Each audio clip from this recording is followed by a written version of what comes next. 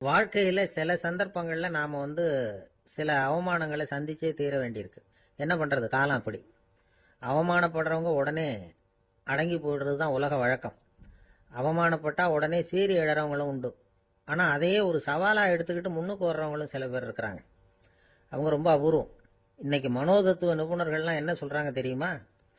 அவமானப்பட்டுட்டா உடனே அடங்கி போயிடக்கூடாதான். அதையே ஒரு சவாலா எடுத்துக்கிட்டு மனசுல ஒரு வைராக்கியத்தோட முயற்சி பண்ணுனா வாழ்க்கையில எல்லாரும் முன்னேறலாம். அவமானம்ங்கிறத நாம வைராக்கியமா மாத்திக்கணும். அதுதான் வெற்றிக்கு வழி. ராமர் இந்த பூமியில பிறந்ததே ஒரு வைராக்கியத்தினால தான் சார் அப்படின்னார் ஒருத்தர். எப்படிங்க அது அப்படின்னு கேட்டேன். அவர் சொன்னார், தசரதருக்கு ராமர் குழந்தையா பிறக்கணும், அப்பதான் இங்க இருக்கிற கஷ்டங்கள்லாம் நீங்கும் அப்படின்னு சர்வ லோகமும் எதிர்பார்த்துக்கிட்டு இருக்குது. ஆனா அவர் எப்போ பிறப்பார் அப்படின்னு யாருக்கும் தெரியல. அந்த காரியம் சீக்கிரம் நடக்கணுமே, அதுக்கு என்ன பண்றது? நாரதர் வந்தார் ஒரு நாள் தசரதரை தேடி. தசரதா, உனக்கு ஒரு செய்தி தெரியுமான்னு ஆரம்பிச்சார். அவர் எப்பவும் இப்படித்தானே ஆரம்பிக்கிறது வழக்கம். என்ன விஷயம்னு கேட்டார் தசரதர். தசரதா, நீ அடிக்கடி உன்னோட தேர்ல ஏறிக்கிட்டு தேவலோகத்துக்கு போற, அங்க போற வர்ற எல்லாம் பண்ணிட்டு இருக்க, எல்லாம் சரி. தேவலோகத்திலையும் உன்னை நல்லபடியா தான் வரவேற்கிறாங்க. தேவேந்திரன் உன்னை பிரியமா அழைச்சிட்டு போய் தன்னுடைய அரியாசனத்திலேயே தனக்கு பக்கத்திலேயே உட்கார வைக்கிறான். நீயும் சந்தோஷமா உட்காந்து பேசிவிட்டு வந்துடுற. ஆனா நீ இங்க வந்ததுக்கு அப்புறம் அங்க என்ன நடக்குது தெரியுமா உனக்கு அப்படின்னாரான் நாரதர். என்ன நடக்குது எனக்கு ஒன்றும் தெரியலையே அப்படின்னாரான் தசரதர். நாரதர்கிட்ட கிட்டத்துல கேட்டிருக்காரு, கொஞ்சம் சொல்லுங்க என்னது அப்படின்னு. அவர் நெருங்கி வந்தாராம் நாரதரும். மெதுவா அவர் காதோட காதா சொன்னாராம். அதாவது நம்ம பாஷையில சொல்ல போனா பத்த வைக்கிறார். நீ அங்க தேவேந்திரங்கிட்ட உட்காந்து பேசிவிட்டு வந்த பிறகு நீ அங்க உட்கார்ந்து இருந்த அரியாசனத்தை தண்ணி ஊத்தி கழுவி சுத்தப்படுத்துறாங்க. நீ என்ன அந்த அளவுக்கு சுத்தம் இல்லாத ஆளா? தினம் குளிக்காமையா இருக்கிற அப்படின்னாராம். தசரதருக்கு இது ரொம்ப அவமானமா போயிடுது. அப்படியே செய்யறாங்க அப்படின்னாராம். ஆமா, நீ வேணும்னா நான் சொல்றது உண்மையா இல்லையா அப்படின்னு சோதனை பண்ணி பார்த்துக்கோ அப்படின்னாராம் நாரதர். உடனே தசரதர் இதுக்காகவே புறப்பட்டு தேவலோகம் போனார். அங்க வழக்கம் போலவே இவரை கூப்பிட்டு உட்கார வச்சு பேசிக்கிட்டு இருந்தான் தேவேந்திரன். கொஞ்ச நேரம் பேசிக்கிட்டு இருந்துட்டு சரி நான் கிளம்புறேன்னு புறப்பட்டார். சரி, அவனும் வாசல் வரைக்கும் வழி அனுப்பி வச்சுட்டு உள்ள போயிட்டான். தசரதர் வெளியில கொஞ்ச நேரம் மறைஞ்சி இருந்துட்டு மெதுவா உள்ள எட்டி பார்த்தார் என்ன நடக்குதுன்னு. நாரதர் சொன்னது உண்மைதான். தசரதர் உட்கார்ந்திருந்த ஆசனத்தை அங்க 2 தேவர்கள் கழுவி சுத்தப்படுத்திக்கிட்டு இருக்கிறாங்க. தசரதரால இதை தாங்கிக்க முடியல. அவருக்கு ரொம்ப அவமானமா போச்சு. நேரா கிடுகிடுன்னு தேவேந்திரங்கிட்டே போனார். நான் உட்கார்ந்திருந்த இருக்கையே சுத்தம் பண்றியே, நான் என்ன அந்த அளவுக்கு பாவியா அப்படின்னு கேட்டார். ரொம்ப கோபமா கேட்டார். தசரதரே, மனுஷனுக்கு 3 கடன்கள் உண்டு. தேவ கடன், ரிஷி கடன், பித்ரு கடன். இதை தீர்க்காதவன் பாவியாகிறான். இதுல மகனை பெறுவதால் தான் பித்ரு கடன் தீரும். உனக்கு மகன் கிடையாது, அதனால நீ பாவியாகிற. பாவி உட்கார்ந்திருந்த இடம்ங்கிறதுனால அதை சுத்தம் செய்ய வேண்டியது எங்க கடமை அப்படின்னு நானா தேவேந்திரன். இந்த இடத்துல தசரதருக்கு ஏற்பட்ட அவமானம் ஒரு வைராக்கியமா மாறிச்சு. தேவேந்திரனே கேட்டுக்கோ, ஒரு மகனை பெற்ற பிறகுதான் இந்த சபையில மறுபடியும் அடி எடுத்து வைப்பேன் அப்படின்னு சொல்லிட்டு போயிட்டாராம். போய் புத்திர காமேஷ் யாகம் பண்ணார். புத்திரர்கள் பிறந்தார்கள். இந்த கதையில உள்ள கருத்து என்னன்னா, தேவேந்திரன் தசரதரை அப்படி அவமானப்படுத்தலைன்னா அவருக்கு இப்படி ஒரு வைராக்கியம் பிறந்திருக்குமா? யோசிச்சு பார்க்கணும். நமக்கு ஏற்படுகிற சில அவமானங்களையும் வைராக்கியமா மாத்திக்குவோம். அப்படி மாத்திக்கிட்டோம்னா வாழ்க்கையில முன்னேறலாம். நம்ம ஆளுங்க சில பேர் அவமானத்தை வைராக்கியமா மாத்திக்கிறது எப்படி தெரியுமா? நம்ம கிட்ட ஒரு பையன் சொன்னான், எங்க அப்பா என்னை எல்லாருக்கும் முன்னாடி வச்சு திட்டிவிட்டார், பொறுப்பு இல்லாம ஊர் சுத்துறேன்னு சொல்லி அவமானப்படுத்தி விட்டார். இனிமே நீ என் முகத்திலேயே முழிக்காதரா போடான்னு வேற சொல்லிவிட்டார். எனக்கு ரோஷம் வந்துட்டுது. அந்த அவமானத்தை வைராக்கியமா மாத்திக்கிட்டேன். அன்னையிலிருந்து அவர் முகத்திலேயே முழிக்கிறது இல்லை அப்படின்னா. அப்படியான்னு கேட்டோம். ஆமாங்க, அவர் வீட்டில் இல்லாத நேரமா பார்த்து உள்ள சமையல் கட்டுக்கு போய் சாப்பிட்டுட்டு நைஸா வெளியில வந்துருவேன் அப்படிங்கிறான். நாட்டுல நல்லவங்க ஒருத்தர் 2 பேர் இருக்கிறதுனால தாங்க மழையே பெய்யுது அப்படின்னு சொல்றது உண்டு. நல்லார் ஒருவர் உளரேல் அவர் பொருட்டு எல்லாருக்கும் பெய்யும் மழை. சில சமயம் ரொம்ப பேர் திடீர்னு நல்லவங்களா ஆயிடுவாங்க போல இருக்கு. அதனாலதான் விடாம பேய் மழையா கொட்டி தீர்த்துடுது. எல்லாரும் நல்லவங்களாயிட்டா உலகமே தாங்காது போல இருக்க. அப்பப்ப ஒருத்தர் 2 பேர் நல்லவங்களாகணும், அப்பதான் சீரா மழை பெய்யும். மாசத்துக்கு 3 பேர் நல்லவங்களானா மாதம் மும்மாரி பொழியும். இதெல்லாம் வேடிக்கை பேச்சு. இப்போ இதெல்லாம் ஒரு பக்கம் இருக்கட்டும். இப்போ விஷயத்துக்கு வருவோம். ஒரு கும்பல்ல நல்லவன் யாரு அப்படிங்கறத எப்படி கண்டுபிடிக்கிறது? இதுக்கு ஒரு வேடிக்கை கதை உண்டு. என்னுடைய நண்பர் ஒருத்தருக்கு அவங்க பாட்டியம்மா சொன்ன கதையா அது. அது என்ன கதைன்னா, ஒரு ஊர்ல ஒரு சமயம் பலமான மழை பெய்ய ஆரம்பிச்சுட்டுதான். இடி மின்னல் ரொம்ப கடுமையா இருந்திருக்குது. ஆரம்பிச்ச மழை வர வர கடுமையா ஆகிட்டு இருக்குதே தவிர நிக்கிற பாடா தெரியல. ஊர் ஜனங்கள்லாம் பார்த்தாங்க. இதுக்கு மேலேயும் வீட்டு உள்ள இருந்தா ஆபத்துங்கிறத புரிஞ்சுக்கிட்டாங்க. ஏன்னா வீடெல்லாம் இடிஞ்சு விழுந்துருமோங்கிற பயம். உடனே எல்லாரும் புறப்பட்டு ஊருக்கு பொதுவா இருந்த ஒரு மண்டபத்துல போய் தங்கிக்கிட்டாங்க. மின்னல் கடுமையா இருந்தது. இடி எந்த நேரத்திலையும் விழலாம்ங்கிற நிலைமை. எப்போ விழலாம்னு பார்த்துக்கிட்டு இருக்குது. அந்த மண்டபத்துல இருந்த ஜனங்கள் மனசுக்குள்ள ஒரு பயம். நம்ம கூட்டத்துல யாராவது ஒரு கெட்டவன் பாவம் பண்ணவன் இருந்தா கூட இடி இந்த மண்டபத்துல விழுந்துரும். அது எல்லாருக்கும் ஆபத்து அப்படின்னு நினைச்சாங்க. சரி, இதுக்கு என்ன பண்ணலாம் அப்படின்னு யோசனை பண்ணாங்க. அந்த கூட்டத்துல ஒரு பெரியவர் இருந்தார். அவரு ஒரு யோசனை சொன்னார். இதோ பாருங்க, அதுக்கு ஒரு வழி இருக்கு. அதோ எதிர்த்தாப்புல கொஞ்சம் தூரத்துல ஒரு உயரமா மரம் ஒண்ணு இருக்கு பாருங்க. பொதுவா இடி சுலபமா விழறது அது மாதிரி உயரமான மரத்துல தான். நம்ம கூட்டத்துல இருக்கிறவங்க எல்லாரும் ஒவ்வொருத்தரா போய் அந்த மரத்தை தொட்டு விட்டு திரும்பி வந்துடணும். நம்மள பாவம் பண்ணவன் யாரோ அவன் அந்த மரத்தை தொடுற சமயத்துல இடி விழுந்துரும். அவன் மட்டும் போயிடுவான். மண்டபத்துல இருக்கிற நாமெல்லாம் பொழைச்சிக்கலாம் அப்படின்னு ஐடியா கொடுத்தாரு அந்த பெரியவர். இது நல்ல யோசனையா பட்டது. எல்லாரும் ஒத்துக்கிட்டாங்க. ஒவ்வொருத்தரா போய் அந்த மரத்தை தொட்டு விட்டு திரும்பி வந்தாங்க. இடி எதுவும் விழல. இன்னமும் பாவம் பண்ண ஆசாமி அதை போய் தொடல போல இருக்கு அப்படின்னு நினைச்சுக்கிட்டாங்க. ஒவ்வொருத்தரா போறாங்க. எல்லாரும் போய் தொட்டு விட்டு வந்தாச்சு. இன்னும் ஒரே ஒரு ஆசாமி தான் பாக்கி. கடைசியா இருந்த அந்த ஆள் பயந்துட்டான். இது வரைக்கும் இடி விழலைன்னா இப்ப என்ன அர்த்தம்? இப்ப நாம தான் பாக்கி, நாம தான் தப்பு பண்ண ஆள் போல இருக்கு அப்படின்னு நினைச்சுட்டான். அதனால துணிச்சலா போய் தொடுறதுக்கு பயந்தான். தயங்கிக்கிட்டே இருந்தான். இருந்தாலும் மற்றவங்க எல்லாம் சும்மா இருப்பாங்களா? கட்டாயப்படுத்தி கழுத்தை பிடிச்சி தள்ளாத குறையா அவனை தள்ளி விட்டாங்க. போய் தொட்டுட்டு வாடான்னு. அவன் நடுங்கிட்டே போய் அந்த மரத்தை தொட்டான். அதே வினாடி ஒரு பயங்கரமான மின்னல் இடி விழுந்துட்டுது. எங்க விழுந்தது தெரியுமா? அந்த ஆள் மேல இல்ல, மண்டபத்துல விழுந்தது. மண்டபத்துல இருந்தவங்க பூரா காலி. அந்த ஒரு ஆள் மட்டும் பொழைச்சுக்கிட்டான். இந்த ஒரு ஆளை காப்பாத்துறதுக்காக தான் இடி மண்டபத்துல விழாம இருந்திருக்குது. இதுதான் கதை. அதனால நல்லவங்க எப்படியும் தப்பிச்சுக்குவாங்க அப்படிங்கிறது ஒரு நீதி. ஒருத்தன் அப்படிதான் தெருவில் நடந்து போய்கிட்டு இருந்தான். ரொம்ப நல்லவன். எதிரில் ஒருத்தன் சைக்கிள்ல வந்துகிட்டு இருந்தான். அதுல மோதி இவன் கீழே விழுந்துட்டான். சைக்கிள்காரன் உடனே இறங்கி இவனை தூக்கி விட்டான். இவன் எழுந்திரிச்சு அவனை முறைச்சி பார்த்தான். அப்படி பார்க்காதீங்க சார், நீங்க ரொம்ப புண்ணியம் பண்ணிருக்கீங்க, அதுதான் இப்போ சைக்கிள்ல மோதிக்கிட்டீங்க அப்படின்றான். என்ன அப்படி சொல்றேன் நான்? இவன் 10 நிமிஷத்துக்கு முன்னாடி நான் லாரி ஓட்டிட்டு வந்தேன், அப்போ நீங்க எதிரில் வந்திருந்தீங்கன்னா என்ன ஆயிருக்கும் அப்படின்னு. ஒரு கடைக்கு போனேன். 5 ரூபா பணத்தை எடுத்து கொடுத்தேன். ஒரு தினசரி பத்திரிகையை கேட்டேன். அவரு உடனே அங்க அடுக்கி வச்சிருந்த பத்திரிகையில ஒன்னு எடுத்து என் கையில கொடுத்தார். வாங்கிக்கிட்டேன். மீதி பணத்தை எடுத்தார். அதையும் என் கையில கொடுக்கணும்ல, கொடுக்கல. எதிரில் இருந்த பலகையில வச்சு எடுத்துக்க சொன்னார். எப்பவும் அவர் அப்படிதான் பண்ணுவாரு. நானும் எடுத்துக்கிட்டு வந்துருவேன். இவர் ஏன் இப்படி பண்றாருங்கிறது எனக்கு ரொம்ப நாளா ஒரு சந்தேகம். ஒரு நாள் அவர்கிட்டயே இதை கேட்டுவிட்டேன். ஏங்க, நீங்க உங்க கடைக்கு பொருள்கள் வாங்குறவங்களுக்கு நீங்க பாக்கி சில்லறையை கொடுக்கறப்போ பலகையில வச்சு விடுறீங்க, கையில கொடுக்க மாட்டேங்கிறீங்களே, ஏன் அப்படின்னு கேட்டேன். காசை கையில கொடுத்தா நம்ம கிட்ட இருக்கிற லட்சுமி போயிடுவா சார் அப்படின்னார். அதாவது பணம் செலவாயிடும் அப்படின்னு அர்த்தமா. இன்னொரு நண்பர், அவரு ஒரு நாள் வழக்கத்துக்கு மாறா ரொம்ப சோகமா உட்கார்ந்துருக்கிறார். ஏங்க என்னாச்சு, ஏன் இப்படி கப்பலே கவிழ்ந்தது மாதிரி உட்கார்ந்துருக்கிறீங்க அப்படின்னு கேட்டேன். கப்பலே கவிழ்ந்திருந்தா கூட நான் இப்படி கவலைப்பட மாட்டேன் சார், வேற ஒண்ணு நடந்து போச்சுன்னார். என்னன்னு கேட்டேன். என் உச்சந்தலையில பள்ளி ஒண்ணு விழுந்துட்டுதுன்னார்.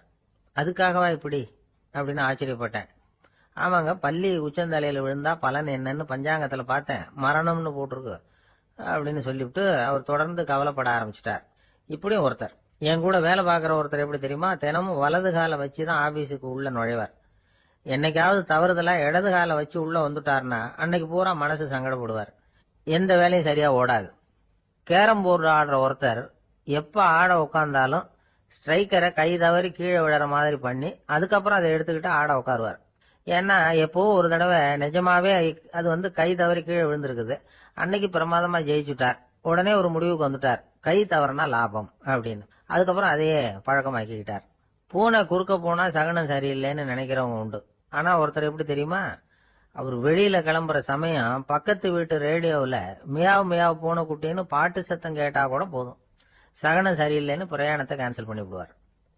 இப்ப இவ்வளவு எதுக்கு சொல்றோம்னா, அளவுக்கு மீறின சகுன நம்பிக்கைகள் இருக்கு பாருங்க, இதோட பயமும் சேர்ந்துகிட்டதுன்னு வச்சுக்கோங்க, இது ஒருத்தருடைய மனநிலையை பாதிச்சிடும். இது உளவியல் நிபுணர்கள் சொல்ற கருத்து. வாழ்க்கையே தடுமாற வச்சிரும். பாதுகாப்பு இல்லாத உணர்வு, ஒரு விதமான டிப்ரெஷன் மனநிலை, இதெல்லாம் தான் இதுக்கு காரணமா அமையலாம். சில பேர் காய்கறி நறுக்க கத்திய கையில் எடுத்தா கூட நேரம் சரியா இருக்கா அப்படின்னு பார்த்துட்டு தான் வேலையை ஆரம்பிக்கிறது வழக்கம். அறிவு தான் மனசுக்கு வாத்தியாரா இருக்கணும். அப்பதான் வாழ்க்கை நிம்மதியா இருக்கும். அறிவு மனசு சொல்றபடியெல்லாம் கேட்க ஆரம்பிச்சுட்டுதுன்னா இடைஞ்சல் தான். ஒருத்தருக்கு 7ஆம் நம்பர் தான் ராசியான நம்பராம். 7ஆம் தேதி தான் எந்த காரியத்தையும் ஆரம்பிப்பாராம். 7 எழுத்து வர்றது மாதிரி பேரை மாத்தி வச்சுக்கிட்டார். 7 மணிக்கு தான் தினமும் எழுந்திருப்பார். 7ஆம் நம்பர் வீட்டுல தான் குடியிருக்கார். கல்யாணம் கூட 7ஆம் தேதி தான் பண்ணிக்கிட்டார். அவர் ஒரு நாள் குதிரை பந்தயத்துக்கு போனாராம். குதிரையோட பேரையெல்லாம் பார்த்தார். ஒரு குதிரையோட பேர் 7 எழுத்துல அமைஞ்சிருந்தது. 7 தானே இவருக்கு அதிர்ஷ்ட நம்பர். அதனால உடனே அது பேர்ல பணத்தை கட்டினார். பந்தயம் நடந்தது. என்ன சார் ஆச்சுன்னு கேட்டாங்க. நான் பணம் கட்டின அந்த என்னோட குதிரை 7ஆவதா சேர்ந்தது சார் அப்படின்னாராம் சோகமா. ஒரு பெரிய அரசன் இந்த உலகம் பூராவையும் ஆண்டுகிட்டு இருந்தான். ரொம்ப காலம் அப்படி அரசாட்சி பண்ணிட்டு இருந்தான். திடீர்னு அவனுக்கும் சில எதிரிகள் முளைச்சாங்க. அவங்கெல்லாம் ஒன்று சேர்ந்து இவனை தோற்கடிச்சுட்டாங்க. தோத்து போனதும் இவனுக்கு பயம் வந்துட்டுது, எங்கே எதிரிகள் நம்ம கொண்டுடுவாங்களோ அப்படின்னு. வெளியில வந்தா தனக்கு ஆபத்துன்னு பயந்துகிட்டு யாருக்கும் தெரியாம ஒரு குகைக்குள்ள போய் பதுங்கி கிடக்குறான். நிலைமைய பாருங்க. முதல் நாள் அரண்மனையில அதிகாரம் பண்ணிக்கிட்டு இருந்தவன் மறுநாள் குகையில பயந்து போய் பதுங்கி கிடக்குறான். ராத்திரி நேரம் வந்தது. பசி வயத்தை கிள்ளுது. பிச்சை எடுத்து சாப்பிட வேண்டிய நிலைமை. பிச்சை எடுக்கிறதுக்கு பாத்திரம் வேணுமே, என்ன பண்றது அப்படின்னு அங்கேயும் இங்கேயும் பாக்குறான். ஒரு மூலையில யாரோ விட்டுட்டு போன ஒரு ஓடு கிடக்குது. அதை எடுத்துக்கிட்டு புறப்பட்டான். இருட்டுல வழி புரியல. ஏதோ ஒரு யூகத்துல காலை மெதுவா எடுத்து வச்சு நடந்து போயிட்டு இருக்கிறான். வழியில ஒரு கருப்பு நாய் படுத்து கிடந்தது. இருட்டுல அவன் இது கண்ணுக்கு சரியா தெரியல. அவனுக்கு தவறி போய் காலை வச்சுட்டான் அது மேல. நாய் சும்மா இருக்குமா, வள்ளுன்னு விழுந்து கடிச்சு விட்டுது. காலை பாக்குறான். காலத்தையும் நினைச்சு பாக்குறான். அரண்மனையில வீரக்கழல் அணிந்த காலை உடைய மன்னா அப்படின்னு புகழ்வாங்களே புலவர்கள்லாம். ஆனா அது இன்னைக்கு நாய் கடிச்ச காலம் ஆயிட்டுதே அப்படின்னு நினைக்கிறான். அது மட்டும் இல்ல, முன்னாடி எல்லாம் பொற்கிண்ணங்கள்ல தான் அவன் சாப்பிடுவான். ஆனா இப்போ உடைஞ்சு போன ஓட்டு, அது ஓட்டை கையில வச்சுக்கிட்டு நிக்கிறான். அதுல ஏதாவது யாராவது சாப்பாடு போடுவாங்களான்னு. முன்னாடி எல்லாம் நிறைய பேர் அரண்மனைக்கு வருவாங்க. அரசருக்கு காணிக்கைன்னு சொல்லி இவன் காலடியில கொண்டாந்து கொட்டுவாங்க. அப்போலாம் இவன் அந்த ஜனங்களுடைய முகத்தை திரும்பி கூட பாக்குறது இல்ல. ரொம்ப கர்வமா உட்காந்துருப்பான். அதே ஆளு இன்னைக்கு எல்லார் கண்ணிலையும் படுறது மாதிரி பிச்சை எடுத்துக்கிட்டு இருக்கிறான். அப்போலாம் காணிக்கைகளை தன்னுடைய கையால வாங்குறது தனக்கு கௌரவ குறைச்சல்னு நினைச்சு தன்னுடைய வேலைக்காரங்களை விட்டு தான் அதை வாங்க சொல்லுவான். இப்போ பாத்தீங்கன்னா அவனே தன் கையாலேயே பிச்சை வாங்குறான். நினைச்சு பாருங்க. அந்த மனுஷன் முத நாள் அரசன், மறுநாள் பிச்சைக்காரன். எவ்வளவு வித்தியாசம். செல்வம் தான் இப்படி ஒரு வித்தியாசம் ஏற்படுறதுக்கு காரணம். அப்படிப்பட்ட செல்வம் வாழ்க்கையை நடத்துறதுக்கு நமக்கு தேவைதான். ஆனா அதையே நாம் அடைய வேண்டிய பயனா நினைக்கிறோம் பாருங்க, அதுதான் வேடிக்கை. இத நம்மாழ்வார் அழகா ஒரு பாசுரத்துல சொல்றார். ஒரு நாயகமாய் ஓட உலகுடன் ஆண்டவர், கருணாய் கவர்ந்த காலர், சிதைகிய பானையர், பெருநாடு காண இம்மையிலே பிச்சைதாம் கொள்வர், திருநாரணன் தாழ் காலம் பெற சிந்தித்து உய்மினோ அப்படிங்கிறார் நம்மாழ்வார்.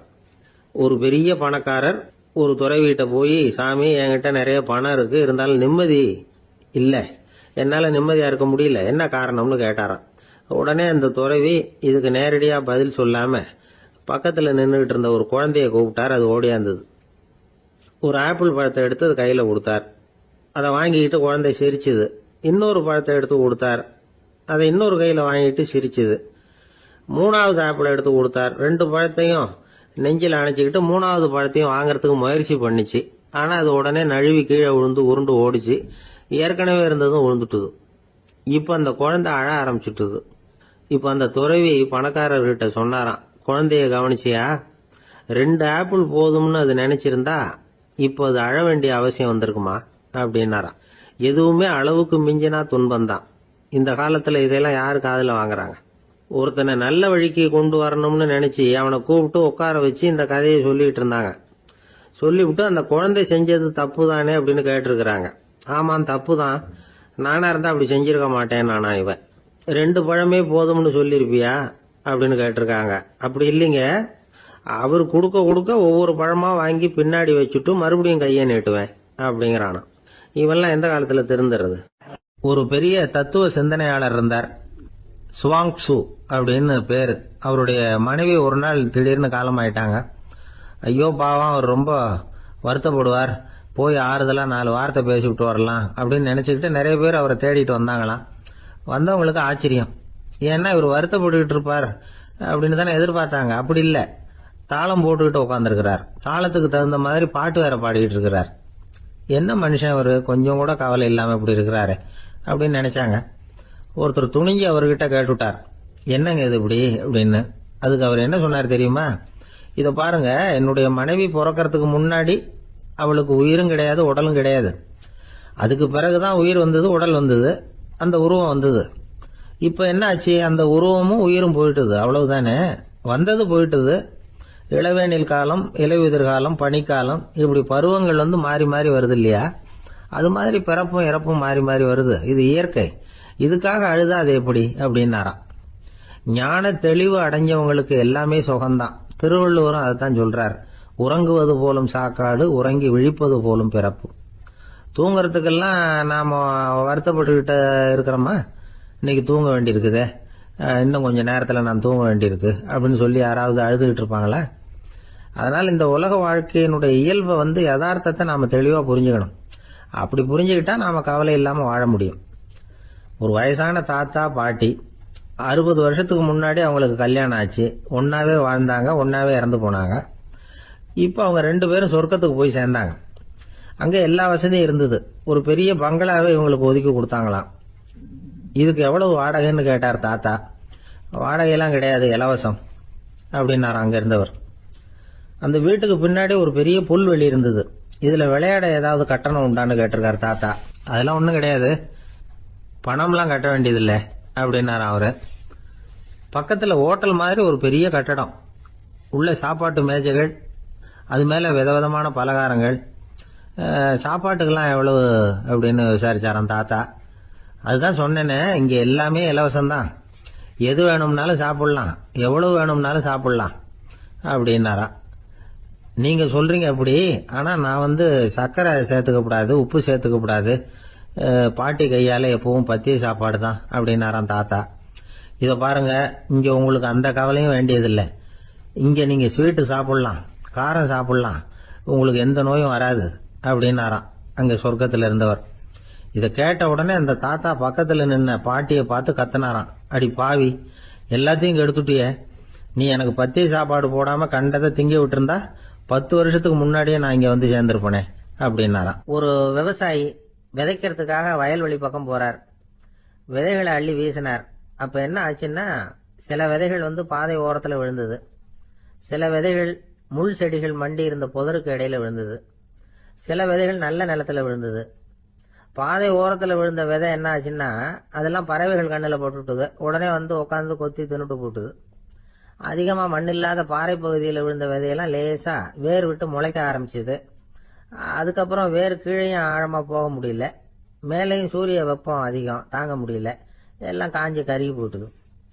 புதர் பகுதியில சில விதைகள் விழுந்தது இல்லையா, முள் செடிகள் காடா மண்டி போயிருந்தது. அதனால முளைச்சு வர்ற செடிக்கு நெருக்கடி அதிகமா போட்டுது, சரியா வளர முடியல, விளைச்சலும் சரியா இல்ல. நல்ல நிலத்துல விழுந்த விதைகள் மட்டும் நல்லா முளைச்சது, நல்லா வளர்ந்தது, விளைச்சலும் பிரமாதமா இருந்தது. இந்த கதையை சொல்லிவிட்டு கேட்க செவியுள்ளோர் கேட்கட்டும் அப்படிங்கிறார் இயேசு பெருமான். ஆமா, இயேசு கடலில் நின்ற படகு ஒண்ணுல உட்கார்ந்துருக்கிறார். கடற்கரையில ஏராளமான மக்கள் உட்கார்ந்துருக்கிறாங்க. அந்த சமயத்துலதான் இயேசு ஓமைகள் மூலமா மக்களுக்கு பல உண்மைகளை சொல்லிட்டு இருக்கிறார். மக்கள் அந்த கதையை கேட்டுட்டு ஒன்னும் புரியாம முழிக்கிறாங்க. அத கவனித்த இயேசு அந்த ஓமையை விளக்க ஆரம்பிச்சார். இதுல அந்த விதைக்கிறவர் தான் இறைவன். அவருடைய வார்த்தைகளை விதைக்கிறார். அந்த வார்த்தைகளை கேட்கிற மக்கள் அந்த விழுந்த விதைகள் மாதிரி 4 வகையானவர்கள். சில பேர் பாதை ஓரத்தில் விழுந்த விதைகள் மாதிரி இறைவன் வார்த்தைகளை அவங்க கேட்கறாங்க. ஆனா தீய எண்ணங்கள் செய்கைகள் மூலமா விதைக்கப்பட்ட வார்த்தைகள் அழிஞ்சு போடுது. இறைவன் வார்த்தைகளை கேட்ட உடனே மகிழ்ந்து போய் உடனே சில பேர் அதை ஏத்துக்கிறாங்க. இவங்கெல்லாம் அந்த பாறை பகுதியில் விழுந்த விதைகள் மாதிரி. அதனால இவங்கெல்லாம் வேறு இல்லாதவங்க, கொஞ்ச காலத்துக்கு இறை வார்த்தைகளுக்கு கீழ்ப்படிந்து நடப்பாங்க. அதனால ஏதாவது இடைஞ்சல் ஏற்பட்டா உடனே தடுமாறுவாங்க. தங்கள்கிட்ட இருக்கிற நல்ல பண்புகளை விட்டுட்டு பாவ வழிகளுக்கு போயிடுவாங்க. முள் செடிகளுக்கு இடையில விழுந்த விதைகள் மாதிரி உள்ளவங்க யாருன்னா, இவங்களுக்கு உலக கவலை உண்டு, செல்வத்தின் மீது மயக்கம் உடையவர்கள். உலக ஆசைகள் இவங்களுக்குள்ள பூந்துடுறதுனால அங்க இருக்கிற நல்ல பண்புகள் மறைஞ்சு போயிடுது. அதனால அவங்களும் உபயோகம் இல்லாதவங்களா ஆயிடுறாங்க. நல்ல மனிதர்கள் நல்ல நிலத்துல விழுந்த விதைகளுக்கு ஒப்பானவர்கள். இவங்க இறை வார்த்தையை கேட்கறாங்க, அதை ஏத்துக்கிறாங்க, அவங்களும் நல்லபடியா வாழறாங்க, அடுத்தவங்களுக்கும் உபயோகமா இருப்பாங்க. இதுதான் இயேசு சொன்ன விளக்கம். நல்ல வார்த்தைகளை கேளுங்கள், நல்ல வார்த்தைகளை ஏற்றுக்கொள்ளுங்கள், அடுத்தவங்களுக்கு உபயோகமா இருங்க. இதுதான் பெரியவங்க எல்லாம் நமக்கு சொல்லுகிற உபதேசம். ஒரு அப்பா தன்னுடைய மகனுக்கு உபதேசம் பண்ணார். இத பாருப்பா, நல்ல வார்த்தைகளை கேட்கணும், எப்போதுமே மகன் அப்பா பேச்ச கேட்கறது நல்லது அப்படின்னாராம். நீ ஏதாவது ஒரு தப்பு பண்ணா என் தலையில ஒரு முடி நரைச்சு வெள்ளையா போடும்பா, நீ செய்யற ஒவ்வொரு தப்புக்கும் என் தலையில ஒவ்வொரு முடி வெள்ளையாயிடும் அப்படின்னாராம். பையன் யோசிச்சான், அப்பா இப்பதான் எனக்கு புரியுது, தாத்தாவோட தலைமுடி பூராவும் வெள்ளையா இருக்கிறதுக்கு என்ன காரணம்ங்கிறது எனக்கு இப்பதான் புரியுது அப்படின்னா. ஒரு ஊர்ல ஒரு ராஜா இருந்தார். அவர் ஒரு பூனை வளர்த்தார். ரொம்ப செல்லமா அவர் அந்த பூனையை வளர்த்தார். அவர் என்ன பண்ணுவார் தெரியுமா? இரவு நேரத்துல அந்த பூனையோட தலையில ஒரு விளக்க வச்சிருவார். அந்த பூனை ரொம்ப ஜாக்கிரதையா அந்த விளக்கு கீழே விழுந்துடாம பாத்துக்கும். தலையை ஆட்டாம ரொம்ப நிதானமா ராஜா பின்னாடி நடந்து போய்கிட்டே இருக்கும். அந்த விளக்கு வெளிச்சத்துல எல்லா வேலைகளையும் செஞ்சிருவார். கையில ஒரு விளக்க தனியா எடுத்துட்டு போக வேண்டிய அவசியமே இல்லை. விளக்க தூக்கிட்டு போற வேலையை அந்த பூனை பாத்துக்கும். அதனால ராஜாவுக்கு அந்த பூனை மேல ரொம்ப பிரியம். மந்திரிகளை எல்லாம் கூப்பிட்டு அவங்க கிட்ட சொல்லுவார், பாத்தீங்களா இந்த பூனை எவ்வளவு விசுவாசமா நடக்குது, என் பேர்ல எவ்வளவு மரியாதை பாத்தீங்களா அதுக்கு அப்படிம்பார். இதை கேட்டுட்டு அங்கிருந்த அமைச்சர்கள் ஒருத்தர் சொன்னார், மன்னா நீங்க சொல்றது சரிதான், இருந்தாலும் இந்த பூனையோட விசுவாசத்தை நாம கொஞ்சம் சோதிச்சு பார்க்க வேண்டியிருக்கு அப்படின்னாராம். சரி, உங்க ஆசையை ஏன் கெடுக்கணும், நல்லா சோதிச்சு பாருங்க அப்படின்னு சொல்லிவிட்டார் ராஜா. உடனே அந்த அமைச்சர் என்ன பண்ணார் தெரியுமா? எங்கேயோ புறப்பட்டு போனார். ஒரு 5-6 எலிகளை பிடிச்சிட்டு வந்தார். அரண்மனையில் ராஜா ஏதோ வேலை பார்த்துக்கிட்டு இருக்கிறாரு. பக்கத்துல அந்த பூனை ரொம்ப பணிவா நின்றுகிட்டு இருக்குது. அது தலையில விளக்கு எரிஞ்சுக்கிட்டு இருக்கு. அமைச்சர் தான் பிடிச்சிட்டு வந்த எலிகளை அந்த பூனை பார்வையில படுறது மாதிரி எதிரில் விட்டார். அந்த எலிகள்லாம் அங்கேயும் இங்கேயும் ஓட ஆரம்பிச்சது. அதை பார்த்தது பூனை, அவ்வளவுதான். தலையில இருக்கிற விளக்க பத்தியும் கவலைப்படல, ராஜாவை பத்தியும் கவலைப்படல. ஒரே பாய்ச்சலா பாஞ்சு எலிகளை துரத்த ஆரம்பிச்சுட்டுது. தலையில இருந்த விளக்கு எங்கேயோ போய் விழுந்தது, அணைஞ்சு போச்சு. இருட்டுல ராஜா தடுமாற ஆரம்பிச்சுட்டார். இந்த சமயத்துல அந்த அமைச்சர் மறுபடியும் விளக்க ஏத்தினார், வெளிச்சம் வந்தது. அதுக்கப்புறம் அந்த அமைச்சர் பேசினார், அரசே, பூனையோட விசுவாசத்தை பாத்தீங்களா? எலி அது கண்ணுல படுற வரைக்கும் தான் விசுவாசமா இருந்தது. அது மாதிரி எலிய பார்த்ததும் எல்லாத்தையும் விட்டுட்டு அதை துரத்த ஆரம்பிச்சுட்டு பாத்தீங்களா? தான் அந்த பூனையை பத்தி நினைச்சது தப்புங்கிறது அதுக்கப்புறம் தான் அந்த ராஜாவுக்கு புரிஞ்சுதான். சரி, இப்ப எதுக்கு இந்த கதையெல்லாம் அப்படிங்கிறீங்களா? இந்த பூனை மாதிரி தான் நம்ம மனசும். மனசை எவ்வளவுதான் பயிற்சி கொடுத்து பக்குவமா வச்சிருந்தாலும் பாக்குறதுக்கு பரமசாது மாதிரி தான் இருக்கும். பார்க்க வேண்டியதை பார்த்துட்டுதுன்னா பாஞ்சிரும். இந்த பூனை மாதிரி புலன் இன்ப பொருள்கள் கிட்டாத வரைக்கும் மனம் அடங்கி இருக்கிறது மாதிரி தான் தெரியும். கொஞ்சம் வாய்ப்பு கிடைச்சாலும் அது குதிக்க ஆரம்பிச்சிரும், தப்பு பண்ண ஆரம்பிச்சிரும். பெரிய பெரிய முனிவர்கள் வாழ்க்கையில நடந்த வீழ்ச்சி இதை தான் நிரூபிக்குது. புலன்களின் ஆற்றல் அதிகம், அதனால மனக்கட்டுப்பாடு பயிற்சிகள்ல ரொம்ப எச்சரிக்கையா இருக்கணுங்கிறார் சுவாமி சிவானந்தர். மது பழக்கத்தையே விட்டுட்டேன்னு உறுதியா இருப்பான். கடை கண்ணுல பட்டுட்டுதுன்னா கால் அவனை கேட்காமலே இழுத்துட்டு உள்ள போயிடும். இதுதான் மனசுங்கிறது. அதுதான் அந்த ராஜா வளர்த்த பூனை. நம்மால் ஒருத்தன் அந்த ராஜா பூனை தலையில விளக்க வச்சது மாதிரி இவன் தன்னுடைய தலையிலேயே ஒரு விளக்க ஏற்றி வச்சுக்கிட்டு என்னத்தையோ தேட ஆரம்பிச்சான். தேடிட்டு இருக்கிறான். தலையை ஆட்டாம நிதானமா நடந்து ரொம்ப நேரமா தேடிட்டு இருக்கிறான். அந்த சமயம் அங்க வந்த ஒருத்தர், என்னத்தை தேடுறீங்கன்னு கேட்டார். அதுதான் மறந்து போச்சு அப்படின்னு இழுத்தான்.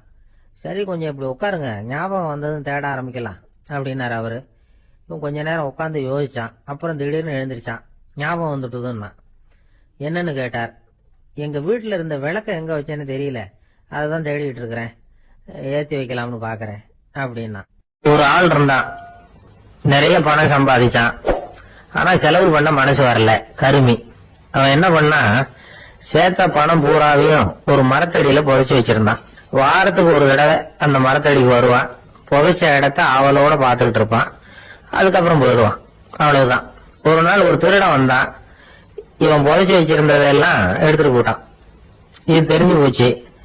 அந்த கருமி புலம்ப ஆரம்பிச்சுட்டான். இவன் புலம்பல கேட்டதும் அக்கம் பக்கத்துல இருந்தவங்க எல்லாம் ஓடி வந்தாங்க.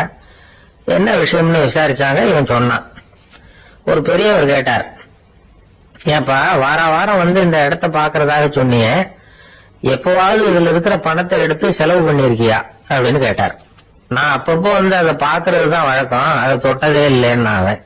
சரி அப்படின்னா இப்போ நீ அதே மாதிரி வார வாரம் ஒரு தடவை வந்து இந்த இடத்த பாத்துட்டு போகலாமே அப்படின்னாராம் அந்த பெரியவர். அதுவும் சரிதானே, எவ்வளவு காலமானாலும் அவன் அந்த பணத்தை எடுத்து செலவு பண்ண போறதில்ல. அப்படி இருக்கிறப்ப உள்ளே பணம் இருந்தாலும் ஒண்ணுதான், இல்லாம போனாலும் ஒண்ணுதான். இதுல இருந்து என்ன புரியுதுன்னா, ஒருத்தர் கிட்ட இருக்கிற பணத்தை கொண்டு அவரு பணக்காரரா ஏழையா அப்படின்னு முடிவு செய்யறது சரியில்லை. அந்த செல்வத்தை அனுபவிக்கிற திறன், பயன்படுத்துற திறன், அதை வச்சுதான் அவர் ஏழையா பணக்காரரா அப்படிங்கறத நிர்ணயம் பண்ணணும். அதுதான் சரி. செலவு பண்ண தெரியாதவன் சேகரம் பண்ணிட்டே இருக்கிறதுனால என்ன பிரயோஜனம்? தலைமுடியே இல்லாதவன் தாராளமா சீப்புகளை வாங்கி சேகரம் பண்றது மாதிரி தானே இது. சில சமயம் செலவு பண்ண நாம தயாரா இருந்தா கூட அந்த செல்வம் நமக்கு பயன்படுறது இல்ல. அரேபியாவில் ஒரு நகை வியாபாரி விலை உயர்ந்த முத்துக்களை எல்லாம் அவர் வச்சு வியாபாரம் பண்ணிட்டு இருந்தார். அவர் ஒரு சமயம் ஒரு பாலைவனம் வழியா போயிட்டு இருக்கிறார் ஒட்டகத்துல. அப்போ திடீர்னு கடுமையான புயல் வீச ஆரம்பிச்சுட்டு திசை தவறி இவர் எங்கேயோ வந்துட்டார். கூட வந்தவங்களையும் காணல, எங்க போனாலும் தெரியல. இவர் ரொம்ப பயந்து போய் அங்கேயும் இங்கேயுமா அலைஞ்சு திரியிறார். வழியே தெரியல. பசி கடுமையாயிட்டுது. ஒட்டகத்து முதுகுல ஒரு மூட்டை இருந்தது, அதை பிரிச்சு பார்த்தார். உள்ள ஏதாவது இருக்கான்னு தேடி பாக்குறார். அது வரைக்கும் கண்ணுல தட்டுப்படாத அபூர்வமான ஒரு பை கண்ணுல போட்டது. ஆஹா, அதுல ஏதாவது சாப்பிடறதுக்கு இருக்கும் அப்படின்னு நினைச்சு ஆவலா அதை பிரிச்சு பாக்குறார். அந்த பையில விலை உயர்ந்த முத்துக்கள் நிறைய இருந்ததாம். அப்பதான் அவர் நினைச்சாராம், விலை உயர்ந்த முத்துக்கள் கூட சாப்பிடுறதுக்கு உணவாக முடியாது அப்படிங்கறத புரிஞ்சுக்கிட்டாராம். எந்த நேரத்துல எது நமக்கு தேவையோ அது நமக்கு தாராளமா கிடைக்கணும். அப்படி அது கிடைக்கிறதுக்கு நம்ம கிட்ட இருக்கிற செல்வம் பயன்படணும். அது நமக்கும் பயன்படலாம், நம்ம மூலமா அடுத்தவங்களுக்கும் பயன்படலாம். அதுதான் செல்வத்தின் பயன். ஒரு மரத்தடியில ஒருத்தன் உட்கார்ந்து அழுதுகிட்டு இருந்தான். அந்த பக்கமா வந்த இன்னொருத்தன் ஏப்பா அழுதுகிட்டு இருக்கிறேன்னு கேட்டான். இந்த இடத்துலதான் பூமிக்கு அடியில பணம் இருக்குது, புதைச்ச இடம் தெரியல, அதான் அழறேன் அப்படின்னா. நல்லா ஞாபகப்படுத்தி பாரு, எந்த இடத்துல புதைச்ச அப்படின்னு கேட்டான் இவன். அது எப்படி எனக்கு தெரியும், புதைச்சு வச்சிருக்கிறவன் நான் இல்லையே, எங்க எடுத்து விட்டுக்காரன் அப்படின்னானா இவன். ஜவஹர்லால் நேரு பிரதமரா இருந்த சமயம் அவர் ஒரு தடவை சென்னைக்கு வந்திருக்கிறார். இங்கே சில முக்கிய நிகழ்ச்சிகள்ல கலந்துக்கிறதுக்காக வந்திருந்தார். ஆளுநர் மாளிகையில ஒரு நாள் ராத்திரி தங்கி மறுநாள் புதுடெல்லி புறப்படுறதாக ஏற்பாடு. நிகழ்ச்சியில எல்லாம் முடிச்சுக்கிட்டு ஆளுநர் மாளிகையில தங்கி இருக்கிறார். அன்றைக்கு இரவு படிக்கிறதுக்கு ஒரு முக்கியமான புத்தகம் அவருக்கு தேவைப்பட்டது. அந்த சமயத்துல உலக அளவுல ஒரு முக்கியமான பொருளாதாரம் சம்பந்தமான ஒரு புத்தகம் வெளியாகி இருக்கிற விஷயம் அவருக்கு தெரியும். அந்த புத்தகம் மெட்ராஸுக்கு வந்திருக்குமா, அது இங்க கிடைக்குமா அப்படின்னு விசாரிச்சிருக்கிறார் நேருஜி. அவர் இப்படி கேட்ட உடனே அங்க இருந்தவங்க எல்லாம் ரொம்ப பரபரப்பா செயல்பட ஆரம்பிச்சுட்டாங்க. முக்கியமான இடங்கள்ல எல்லாம் விசாரிச்சிருக்கிறாங்க, அந்த புத்தகம் உங்ககிட்ட இருக்கான்னு. சென்னையில உள்ள கன்னிமாரா நூல் நிலையத்துக்கு எப்படியும் அந்த புத்தகம் வந்திருக்கணும் அப்படின்னு ஒரு நம்பிக்கை. அங்க விசாரிச்சாங்க. அந்த புத்தகம் 2 நாளைக்கு முன்னாடி தான் அங்க வந்திருக்குது அப்படிங்கிற விஷயம் தெரிஞ்சது. உடனே எல்லாரும் அங்க ஓடினாங்க. அவங்களுக்கு இன்னொரு சந்தேகம், புத்தகம் வந்திருக்கு சரி, அது இந்த சமயத்துல வேற யாரும் படிக்கிறதுக்கு எடுத்துட்டு போயிருக்க கூடாதே அப்படிங்கிற சந்தேகம் இருந்தாலும் மனசுக்குள்ள ஒரு தைரியம். இப்படி ஒரு புத்தகம் வெளிவந்திருக்கிற விஷயமே நேருஜி சொல்லிதான் நமக்கே தெரியும். அதுவும் இல்லாம உலக பொருளாதாரம் சம்பந்தமான ஏதோ ஒரு புத்தகம் அது. அதை போய் இந்த நேரத்துல அவ்வளவு ஆர்வமா யாரும் எடுத்துட்டு போயிட போறாங்க அப்படிங்கிற தைரியம். இந்த தைரியத்தோட அந்த நூல் நிலையத்துக்கு ஓடினாங்க. புத்தகத்தை தேடுனா அது கிடைக்கல, யாரோ எடுத்துட்டு போயிருக்கிறாங்க. நேருவுக்கு மட்டுமே தெரிஞ்சிருந்த அந்த புத்தகம் பத்தின விஷயம் சென்னையில வேற ஒருத்தருக்கும் தெரிஞ்சிருக்குது. உடனே எல்லாரும் பரபரப்பா அந்த அதுக்குன்னு இருக்கிற ரிஜிஸ்டர் இருக்குல்ல, பதிவேடு, அதை புரட்டி பாக்குறாங்க யார் எடுத்துட்டு போறாங்கன்னு தெரிஞ்சுக்கிறதுக்காக. எடுத்துட்டு போனவங்க அதுல கையெழுத்து போட்டிருப்பாங்கல்ல, அதை பார்த்து யாருன்னு தெரிஞ்சுக்கலாம் அப்படிங்கிறதுக்காக தான் அதை புரட்டுறாங்க. அதோ அந்த புத்தகத்தோட பேரு பக்கத்துல அதை எடுத்துக்கிட்டு போனவங்க கையெழுத்து உத்து பாக்குறாங்க எல்லாரும். அதுல போட்டிருக்குது பேரு CN அண்ணாதுரை அப்படின்னு எழுதியிருந்தது. அவரு தான் பேரறிஞர் அண்ணா. நேரு படிக்க விரும்பின ஒரு புத்தகத்தை அதே நேரம் படிக்க விரும்பின இன்னொரு தலைவர் இவர். படிக்கிறதுல அவருக்கு இருந்த ஆர்வத்தை நாம தெரிஞ்சுக்கணும்னா அதுக்கு எவ்வளவோ சம்பவங்கள் இருக்கு. கடைசி காலத்துல அவர் அடையார் மருத்துவமனையில படுத்திருக்கிறார். அவருக்கு ஒரு முக்கியமான அறுவை சிகிச்சை செய்ய வேண்டியிருக்குது அவசரமா. அமெரிக்காவிலேருந்து டாக்டர் மில்லர் வந்திருக்கிறார். அவர்கிட்ட கேட்கிறார், டாக்டர் நாளைக்கே அறுவை சிகிச்சை செய்ய போறீங்களா அப்படின்னு. ஆமாங்கிறார் டாக்டர் மில்லர். நாளைக்கு மறுநாள் செஞ்சுக்கிறேனே அப்படின்னாராம் அண்ணா. ஏன் ஏதாவது நாள் பாக்குறீங்களான்னு கேட்டிருக்கார். இல்ல, ஒரு புத்தகத்தை படிச்சுக்கிட்டு இருக்கிறேன், அதை நாளைக்குள்ள முடிச்சிருவேன், அதுக்கப்புறம் நான் இறந்தாலும் கவலை இல்லை அப்படின்னாராம் இவர். அவர் தான் அறிஞர் அண்ணா. சங்ககால நூல்கள்ல இருந்து சமீபத்துல வந்த நூல்கள் வரைக்கும் எல்லாம் அவர் படிச்சிருக்கிறார். ஒரு திருமண விழாவில் அவர் பேசும்பொழுது சொன்ன விஷயம் இது. சங்க காலத்துல காதலியை மணக்க விரும்புகிறவனுக்கு அவனுடைய தந்தை வீர சோதனைகள்லாம் வைப்பாரு. போய் புலிப்பல்லு கொண்டுகிட்டு வா, அப்போதான் என் பொண்ணை கொடுப்பேன் அப்படின்னு சொல்லுவார். காதலன் உடனே காட்டுக்கு போவான், ஒரு புலியை கொன்று அதனுடைய பல்ல கொண்டுகிட்டு வருவான். அதை வீர பதக்கத்துல பதிச்சு அவனுக்கு மாமனார் சூட்டுவார் கல்யாண சமயத்துல. இப்போலாம் காதலன் கிட்ட அப்படி சொல்ல முடியாது. இப்போலாம் காதலன் கிட்ட காட்டுக்கு போய் புலிப்பல் கொண்டுகிட்டு வான்னு யாராவது சொன்னா புலிதான் மாப்பிள்ளையா வந்து சேரும் அப்படின்னா. ஒரே ஒரு ஊர்ல ஒரு ராஜா இருந்தார். அவரு ஒரு வித்தியாசமான ராஜா. எந்த வகையில வித்தியாசமானவர்னு கேட்டா, மக்கள் கிட்ட வரி வசூல் பண்றதுல கொஞ்சம் வித்தியாசமானவர். மற்ற மன்னர்கள் மாதிரி இவர் நேரடியா வரி வசூல் பண்றது இல்ல, கொஞ்சம் மறைமுகமா அதை பண்ணுவார். அது எப்படின்னா, ஒவ்வொரு குடிமக்களுக்கும் மாசம் ஒரு மரக்கால் நெல் மக்கள் கொடுக்கறது இல்ல, ராஜா மக்களுக்கு கொடுப்பார் ஒரு மரக்கால் நெல்ல. அதாவது அரண்மனையிலிருந்து ஒவ்வொரு வீட்டுக்கும் நெல் வந்து சேர்ந்துரும். அந்த ஒரு மரக்கால் நெல்ல இவங்க வாங்கிட்டு அதுக்கு பதிலா ஒரு மரக்கால் அரிசியை ராஜாவுக்கு திருப்பி கொடுக்கணும். இதுதான் அந்த ஊர் வழக்கம். ராஜா வந்து ஜனங்களுக்கு நெல்லை கொடுத்துட்டு அதுக்கு பதிலா அதே அளவு அரிசியா திருப்பி வாங்கிக்குவார். இதை தவிர வரி எதுவும் வசூல் பண்றதில்ல. இப்படி ஒரு ராஜா. இது மேம்போக்கா பாக்கிறதுக்கு ஏதோ சாதாரணமா தெரிஞ்சாலும் குடிமக்கள் ரொம்பவும் கஷ்டப்பட்டாங்க. ராஜா கொடுக்கற நெல்லையும் அரிசியாக்கணும், அதோட இன்னும் ஒரு பாதி அரிசியை அவங்க சேர்த்தும் கொடுத்தாகணும். என்ன பண்றது? மக்கள் வந்து ராஜாவை திட்ட ஆரம்பிச்சுட்டாங்க. இந்த ராஜா எப்ப சாவார் அப்படின்னு எதிர்பார்க்க ஆரம்பிச்சுட்டாங்க. ஏன்னா ரொம்ப கஷ்டப்படுத்துறாரு அப்படின்னு. பல பேர் அந்த ஊர்ல வீட்டை காலி பண்ணிவிட்டு வெளி தேசத்துக்கு போயிட்டாங்க, இங்க காலம் தள்ளுறது ரொம்ப கஷ்டம்னு. மக்கள் எதிர்பார்த்தது மாதிரியே நடந்தது. அந்த மன்னன் நோய் வந்து படுத்த படுக்கை ஆயிட்டான். ராஜா இப்படி சாக கிடக்கிறாருன்னு தெரிஞ்சும் மக்கள் யாருமே வந்து பார்க்கல. எப்படி பார்ப்பாங்க? அவர் தான் எப்போ போவார்னு பார்த்துக்கிட்டு இருக்கிறாங்களே. என்னை ஏன் யாருமே வந்து பார்க்க மாட்டேங்கிறாங்க நம்ம குடிமக்கள்ல அப்படின்னு மந்திரி கிட்ட கேட்டார் ராஜா. நம்ம ஊர்ல மக்கள் எங்க இருக்காங்க பாக்கிறதுக்குன்னாரு அவரு. ஏன், என்னாச்சு அவங்களுக்குன்னு கேட்டார். அமைச்சர் அப்பதான் அரசனுக்கு அவன் பண்ணின தவறை வந்து சுட்டி காட்டினார். மக்களுக்கு இழைத்த கொடுமையை எடுத்து சொல்லி புரிய வச்சார். அதுக்கப்புறம் தான் மன்னருக்கு ஞானோதயம் வந்தது. செய்த பாவங்களை எண்ணி வருத்தப்பட்டான். மெதுவா அமைச்சர் பக்கம் திரும்பி, எங்க என் புள்ளன்னு கேட்டான். அவர் எங்கேயாவது ஊர் சுத்திக்கிட்டு இருப்பார், சூதாட்ட விடுதிகள்ல கிடப்பார் அப்படின்னாரு அமைச்சர். அவன் எங்க இருந்தாலும் உடனே அழைச்சிட்டு வாங்கன்னு உத்தரவு போட்டார் ராஜா. அடுத்த நாளே இளவரசனை கொண்டாந்து நிறுத்தினாங்க. தந்தையே, என்ன செய்யணும்னா சொல்லுங்க அப்படின்னு கேட்டான் இளவரசன். அவர் சொன்னார், மகனே, மக்களுக்கு வந்து நான் பொல்லாதவன் ஆயிட்டேன், அவங்கெல்லாம் என்ன நல்லவன்னு சொல்லணும், அப்படி அவங்கள சொல்ல வைக்க வேண்டியது உன்னோட பொறுப்புன்னார். தந்தையே, நீங்க வந்து கவலைப்படாதீங்க, உங்களை ரொம்ப ரொம்ப நல்லவர்னு மக்கள் சொல்லும்படியாக நான் செய்யறேன் அப்படின்னு நான் பையன். அதுக்கப்புறம் கொஞ்ச நாள்ல பையன் பட்டத்துக்கு வந்தான். அவன் என்ன பண்ணான், வரி வசூல் பண்ற முறையில ஒரு மாற்றத்தை உண்டு பண்ணான். என்ன மாற்றம் பண்ணனான்னா, ஒவ்வொரு வீட்டுக்கும் ஒரு மரக்கால் உமிய கொடுக்கறது, அதுக்கு பதிலா ஒரு மரக்கால் அரிசியை வாங்கிக்கிறது. அப்பா என்ன பண்ணாரு, நெல்லை கொடுத்துட்டு அரிசியா வாங்கினார். இவன் மகன் வந்து உமிய கொடுத்துட்டு அரிசியா வாங்கினான். கொஞ்ச காலம் ஆச்சு.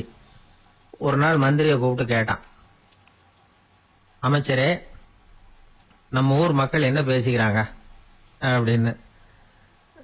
உங்க அப்பா ரொம்ப நல்லவன்னு பேசிக்கிறாங்க அப்படின்னாரு அமைச்சர். எப்படி இருக்கு பாருங்க, இவன் பண்ற கொடுமையில அப்பங்கார ரொம்ப நல்லவன் ஆயிட்டான். அதாவது இளவரசனை விட பழைய மன்னரே ரொம்ப நல்லவர், ரொம்ப பாதி கஷ்டம் தான் இது முழு கஷ்டம்ங்கிறது மாதிரி ஆயிட்டது. எப்படியோ அப்பாவுக்கு கொடுத்த வாக்க புள்ள காப்பாத்தி விட்டான். அதாவது மன்னர் ரொம்ப நல்லவர்னு சொல்ல வைக்கிறேன்னு தானே சொன்னான், அதே மாதிரி சொல்ல வச்சுட்டான். இந்த காலத்துல இது மாதிரி அப்பாவுக்கு உதவுற பிள்ளைகள் உண்டு.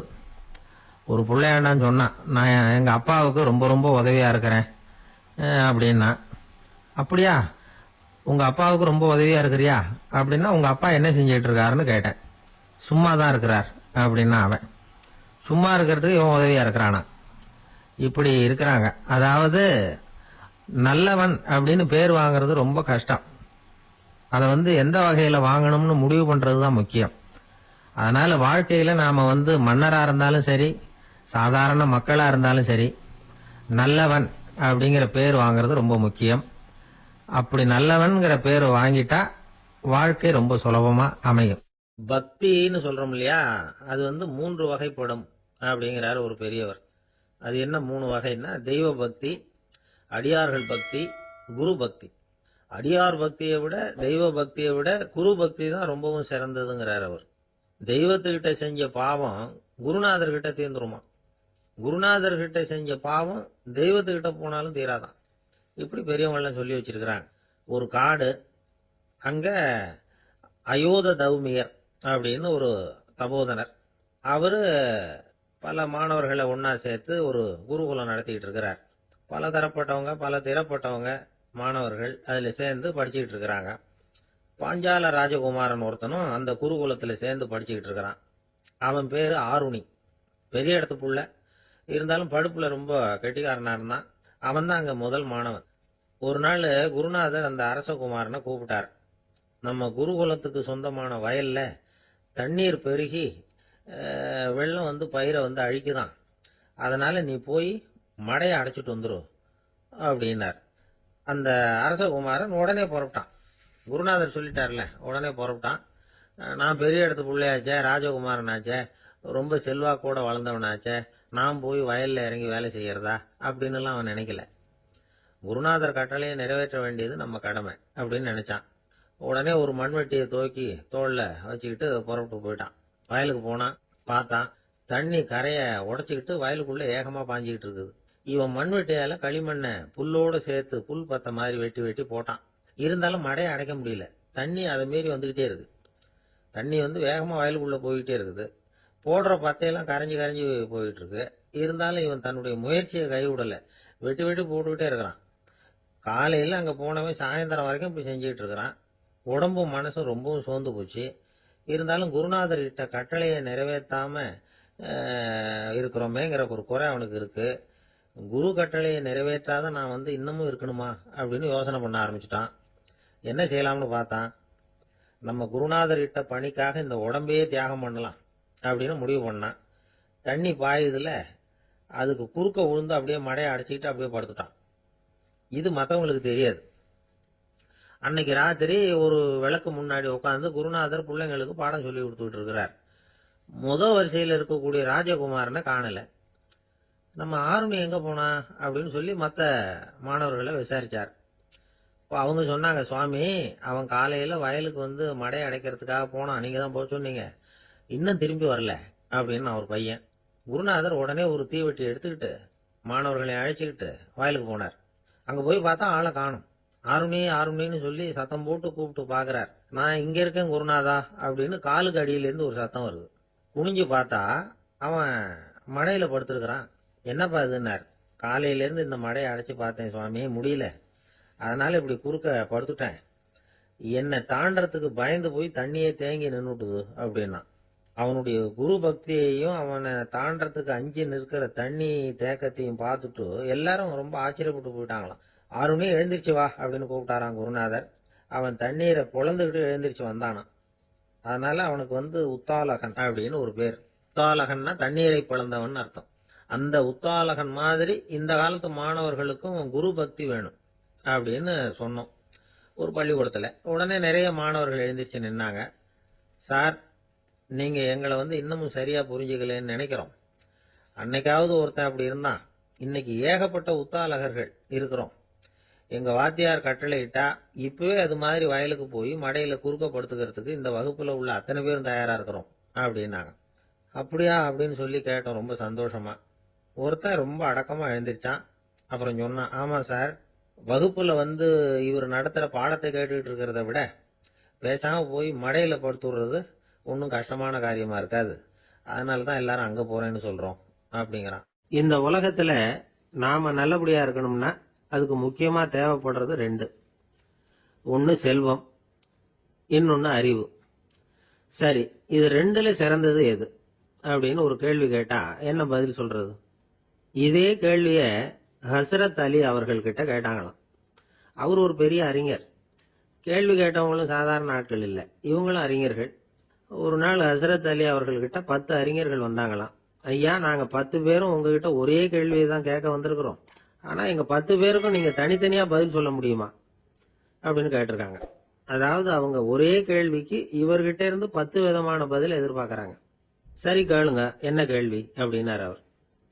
அப்பதான் அவங்க கேட்டாங்களாம், செல்வம் அறிவு இது ரெண்டுல சிறந்தது எது? இதுதான் கேள்வி. ஹசரத் அலி என்ன பண்ணார் தெரியுமா? அவங்கள ஒவ்வொருத்தரா கூப்பிட்டார். ஒவ்வொரு விதமான பதில சொல்லி அனுப்புனார்.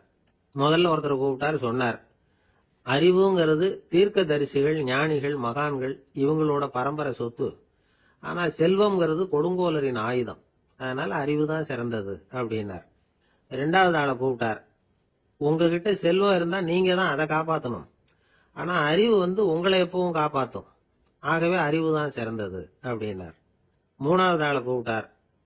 செல்வந்தனுக்கு எப்போதும் விரோதிகள் அதிகம், ஆனா அறிஞனுக்கு நண்பர்கள் அதிகம். அதனால அறிவு தான் சிறந்ததுன்னார். அடுத்தவரை கூப்பிட்டார். செல்வம் அடுத்தவங்களுக்கு கொடுக்க கொடுக்க குறையும், ஆனா கல்விங்கிறது அதிகரிச்சுக்கிட்டே வரும், கொடுக்கறதுனால குறையாது. அதனால அறிவு தான் சிறந்ததுன்னார். இன்னொருத்தரை கூப்பிட்டார். அறிவுள்ளவன் எப்பவும் அதை அடுத்தவங்களுக்கு வாரி வழங்கிக்கிட்டே இருப்பான். அதனால அவங்ககிட்ட தாராளத்தன்மை இருக்கும். ஆனா செல்வந்தன் கிட்ட கஞ்சத்தனம் தான் இருக்கும். அதனால அறிவு தான் சிறந்ததுன்னார். ஆறாவது நபரை கூப்பிட்டார். செல்வத்தை கள்வர்கள் திருடிட்டு போக முடியும், ஆனா அறிவை அப்படி திருடிட்டு போக முடியாது அப்படின்னார். ஏழாவது நபரை கூப்பிட்டார். செல்வம் கால ஓட்டத்துல அழிஞ்சிரும், ஆனா அறிவை கால ஓட்டம் ஒன்றும் பண்ண முடியாது. ஆகவே அறிவே சிறந்ததுன்னார். எட்டாவது ஆளை கூப்பிட்டு சொன்னார், செல்வத்துக்கு எப்பவும் எல்லை உண்டு, நிறை உண்டு, அளவு உண்டு, கணக்கு உண்டு. ஆனா அறிவுக்கு அப்படிப்பட்ட எல்லை எதுவும் கிடையாது. அதனால அதுதான் சிறந்ததுன்னார். அடுத்தவனை கூப்பிட்டார். செல்வம் உள்ளத்துல உள்ள ஒளியை போக்கிவிடும், இருட்டை உண்டாக்கிவிடும், விரிந்த மனப்பான்மையை குறுகலாக்கிவிடும். ஆனா அறிவு அப்படி இல்லை, இருண்ட உள்ளத்துல ஒளியை பாய்ச்சி அதை விசாலப்படுத்துது. அதுதான் சிறந்ததுன்னார். கடைசியா 10வது நபரை கூப்பிட்டார். செல்வம் மனசுல செருக்கை உண்டாக்குது, ஆணவத்தை ஏற்படுத்துது. அதனால நானே கடவுள்னு நினைக்கிற அளவுக்கு மனுஷனை தாழ்த்தி விடுது. ஆனா அறிவு பணிவையும் பண்பாட்டையும் வளர்க்குது. அதனால அறிவு தான் சிறந்ததுன்னார். ஆக இப்படி 10 பேருக்கும் 10 விதமா பதில் சொன்னது மூலமா ஹசரத் அலி அவர்கள் அறிவு தான் செல்வத்தை விட சிறந்தது அப்படிங்கறதுக்கு 10 காரணங்களை சுட்டி காட்டியிருக்கார். அந்த அறிஞர் 10 பேர் கேட்ட ஒரே கேள்விக்கு 10 பதில் சொன்னார். நமக்கு வேண்டிய ஒருத்தர் 10 பேர் கேட்ட கேள்விக்கு ஒரே பதில சொல்லி சமாளிச்சார். கேள்வி என்ன தெரியுமா? என்கிட்ட வாங்கின கடனை எப்பயா திருப்பி கொடுக்க போற? இதுதான் அந்த 10 பேரும் கேட்ட ஒரே கேள்வி. இந்த மாசம் 26ஆம் தேதி தந்துடுறேன் அப்படிங்கிற ஒரே பதில சொல்லி அவ்வளவு பேரையும் இவர் அனுப்பி வச்சுட்டாராம். எல்லாரும் போனதுக்கு அப்புறம் இவரை தனியா கூப்பிட்டு கேட்டிருக்காங்க. அது என்ன சார் கணக்கு, 26ஆம் தேதி அன்னைக்கு என்ன அதிசயம் நடக்க போகுது அப்படின்னு கேட்டிருக்காங்க. அதிசயம் அன்னைக்கு இல்ல, அதுக்கு முத நாளே நடக்க போகுதுன்னாராம். விவரமா சொல்லுங்கன்னு இருக்காங்க. வேற ஒண்ணும் இல்லைங்க, 26ஆம் தேதி தானே எல்லாரையும் வர சொல்லி இருக்கிறேன், அதுக்கு முத நாளே நான் புறப்பட்டு தலைமறைவாயிட போறேன் அப்படின்னாராம் ரொம்ப பெருமையா. துருக்மேனியாவுல அஷ்காபாத் அப்படின்னு ஒரு நகரத்துல ஒரு புவியியல் விஞ்ஞானி இருந்தார். அவரு ஒரு நாய்க்குட்டி வளர்த்தார். ஒரு நாள் முன்னிரவு நேரம் ஒரு மேஜைக்கு முன்னாடி உட்கார்ந்து அந்த விஞ்ஞானி ஏதோ கணக்கு போட்டுக்கிட்டு இருக்கிறார். அவருக்கு ஒரு சின்ன பெண் குழந்தை, அது தொட்டில தூங்கிட்டு இருக்குது. அந்த நாய்க்குட்டியும் ஒரு மூலையில படுத்து அது பாட்டுக்கு தூங்கிட்டு இருந்தது. ஒரே அமைதி. அந்த நேரத்துல திடீர்னு அந்த நாய்க்குட்டி துள்ளி எழுந்திருச்சுது. நேரா குழந்தைகிட்ட ஓடிச்சு. அந்த குழந்தைய அது போட்டிருந்த ட்ரெஸ்ஸோட சேர்த்து கவ்வி தூக்குச்சு. தூக்கிட்டு வாசல் பக்கம் ஓடிச்சு. நாய்க்குட்டி குழந்தைய கவ்வி தூக்க முடியுமாங்கிற சந்தேகம் உங்களுக்கு இல்லையா? நீங்க நம்ம ஊர் நாய்க்குட்டியவே பார்த்து பழக்கப்பட்டிருக்கீங்க, அதனால நம்புறதுக்கு சிரமமா இருக்கும். அந்த ஊர்ல எல்லாம் அது ரொம்ப ஸ்ட்ராங்கா இருக்கும், ஒரு ஏதோ கண்ணுக்குட்டி மாதிரி இருக்கும். விஞ்ஞானி அதை பார்த்துட்டார். உடனே அந்த நாய்க்கு வெறி பிடிச்சிட்டுதுன்னு முடிவு பண்ணிட்டு தன்னோட கை துப்பாக்கி எடுத்துக்கிட்டு ஓடி வந்தார். அவர் வெளியில நாய்க்குட்டி எங்க அப்படின்னு பார்த்து தேடுறார். அந்த நேரத்துல அந்த வீடு இடிஞ்சு விழுது. காரணம் பூமி அதிர்ச்சி. இப்படி பூமி அதிர்ச்சி உண்டாக போகுதுங்கிறது அந்த நாய்க்குட்டிக்கு முன்னாடியே தெரிஞ்சு போச்சு.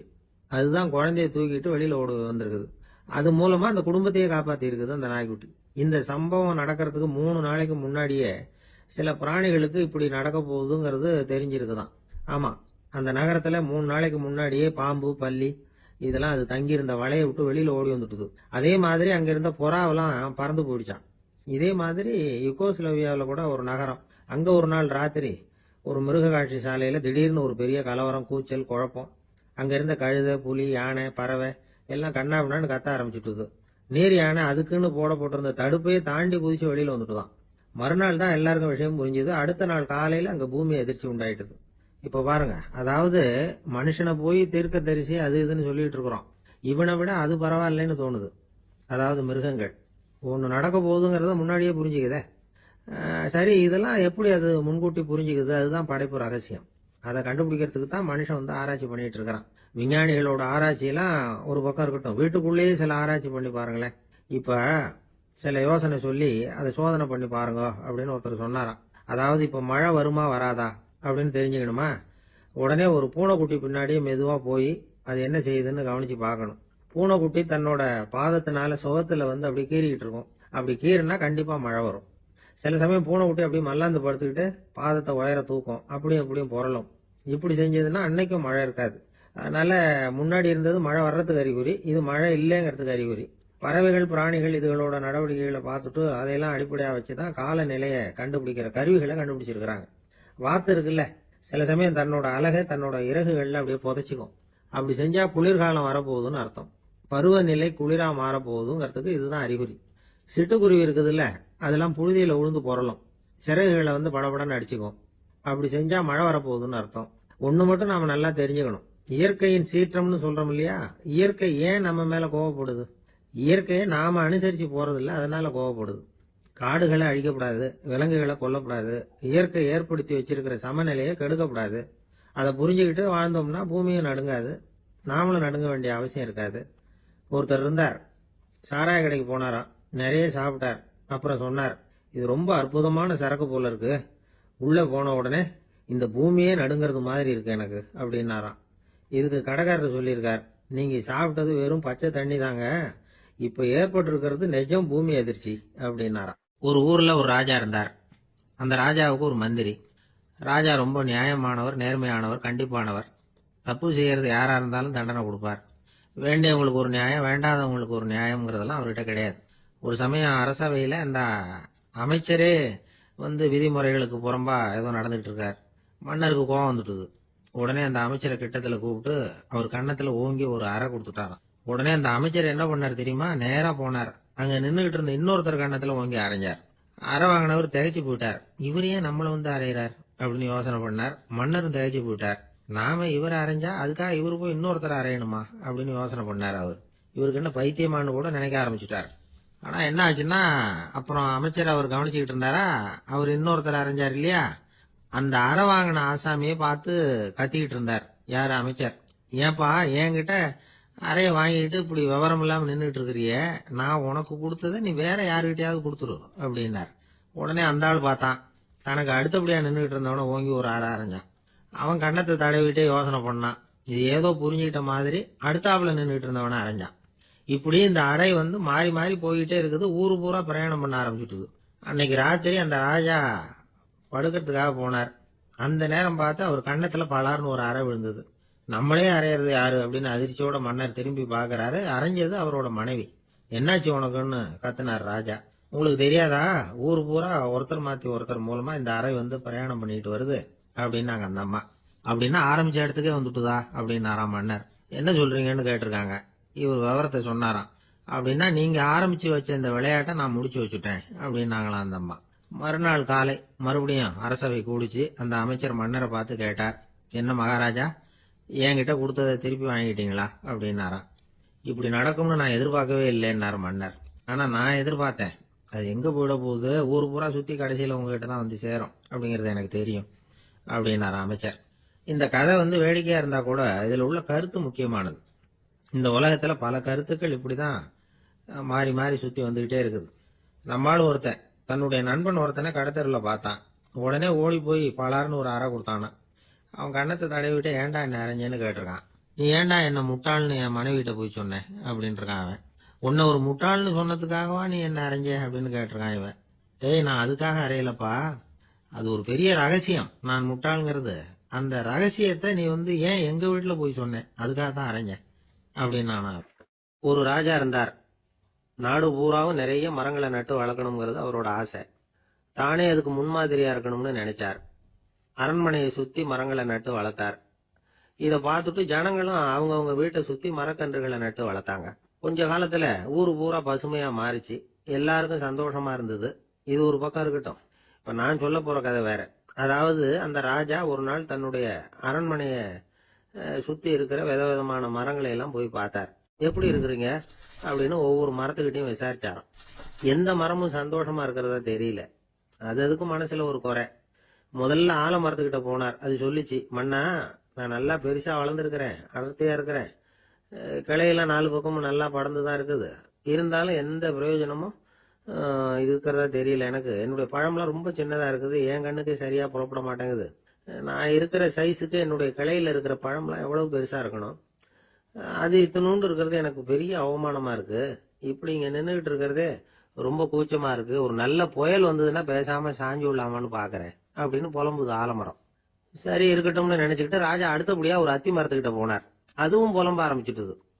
நான் கூட பெரிய மரம் தான், இல்ல இலையெல்லாம் அழகா தான் இருக்குது, பழம் அழகா இருக்குது, இருந்தாலும் உள்ள விஷயம் இல்லையே, அத்தி பழத்தை புட்டு பார்த்தா அத்தனையும் சொத்த அப்படின்னு பழமொழியே உண்டாயிட்டுதே. இப்படி ஒரு கெட்ட பேரோட நான் இருக்கணுமா அப்படின்னு புலம்புது அது. சரி இது இருக்கட்டும் அப்படின்னு சொல்லி அடுத்தபடியா வேப்ப மரத்துக்கிட்ட போனார். அது தன்னுடைய வேதனையை வெளியிட்டது. எனக்கு எவ்வளவோ மருத்துவ குணங்கள்லாம் இருக்கிறதா சொல்லிக்கிறாங்க, இருந்தாலும் என்ன பிரயோஜனம், என்னுடைய பழத்தை மனிதர்கள் யாரும் விரும்பி சாப்பிடுறது இல்லையே அப்படின்னு.